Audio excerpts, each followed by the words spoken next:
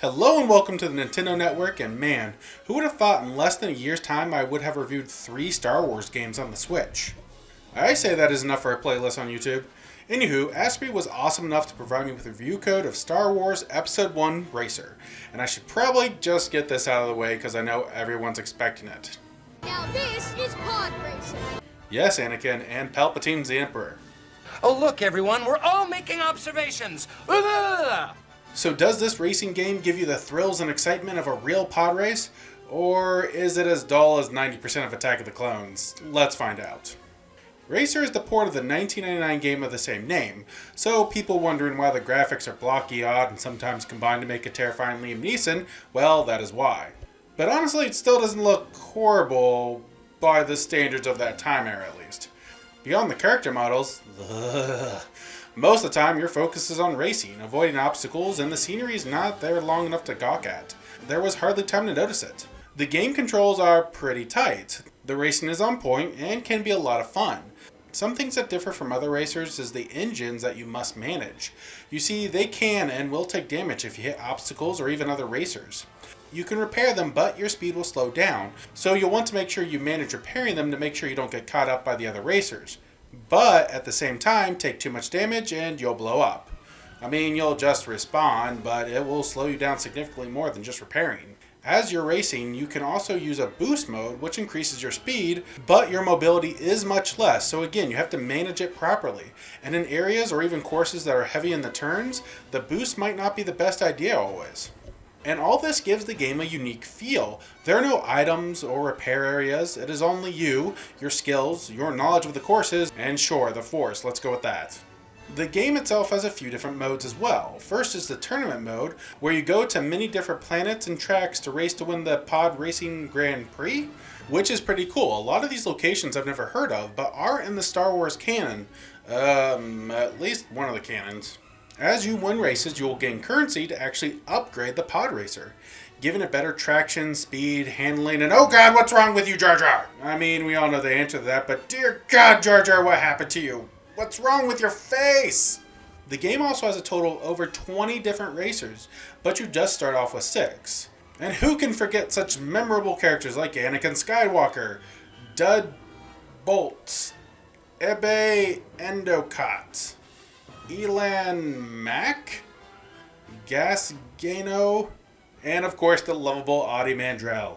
Look, beyond Anakin and Sebulba, I recognize none of these names, but a lot of them are recognizable as side characters from the pod racing in Episode 1, so that's pretty cool.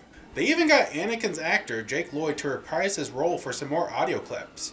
Heck, they even had him go to E3 1999 to promote that bloody game.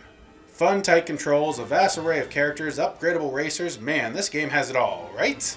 Right? Well, as much as the good is good, there are some glaring issues. First off, and this is not meant to be braggy or anything, but for the first round of the tournament, which is like 7 races, I literally had no challenge. After the starting line, I rarely ever saw another pod racer. And when some of these tracks take nearly 8 minutes to get through, it makes for a boring race. Look, I want to win, of course, but if I'm coasting for what amounts to around 45 minutes to an hour of gameplay, that's not appealing or fun.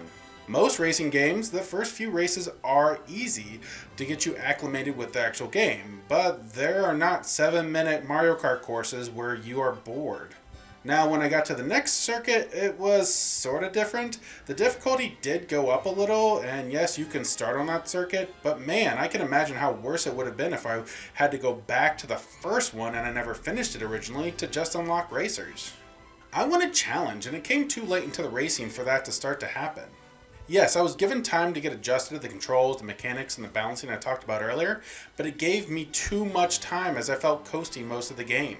Something that could have been cool to add to this game would have been online matches. I even read that the original was hoping to do that, well, the PC and Dreamcast ports of the game, but never came to fruition because of lag issues. This could have led to a longer lasting experience for the game itself. But there are other modes to provide a little bit more for you. There is the time trial mode where you can continue to try and beat the best laps and course times. Free play mode allows you just to play any tracks you have available. And then of course the 2-player option to allow you to play local 2-player games. These are all great and are par for the course for racing games in general. There's still a good time to be had with the game. The high-paced racing reminds me of F-Zero a little bit, a Nintendo franchise that has long been ignored. Honestly, if you have an itch for that style, I'd say grab it.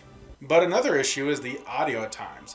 It feels really garbled, but other times it sounds fine. They use music and sound effects from episode 1, so it is all familiar to fans of the movie, which includes listening to Duel of Fates in the title screen, which honestly makes this the greatest game of all time because that is the best music. Now just add the ability to play Duel Monsters, and this could be the greatest game ever. The only other thing to say is the launch trailer did mention motion controls, and it wasn't working at launch. Asprey did put an update on the game, and I was able to quickly try it out before recording. It's not bad, it's kind of a janky-ish, it works, but it would take some getting used to. Beyond just some little fun, it's probably nothing anyone really grabbed onto a lot. Star Wars Racer has been a fan favorite for years, and it's honestly easy to see how. Fun game based around the concept of one of the most enjoyable parts of the movie, albeit a little long at times, but still. The racing is high energy and gives some diversity to the racing genre with the management system of balancing boosting, repairing, and your pod racer. Yes, there are a few bumps along the way, but honestly, if you're a fan of Star Wars, racing, or both, I do highly recommend it. But, and this is kind of a big but, it has a price tag of $15, which right now seems rather expensive for the amount of content you'd be getting. When both Jedi Outcast and Jedi Academy are $10, not on sale, and both have a ton more content. And Academy has online, making pod racing seem a little bit outrageous in its price. It's a fun play, but I would hold off till a sale to grab this game honestly. At $10, this game would be well worth it, but $15, it's just too much.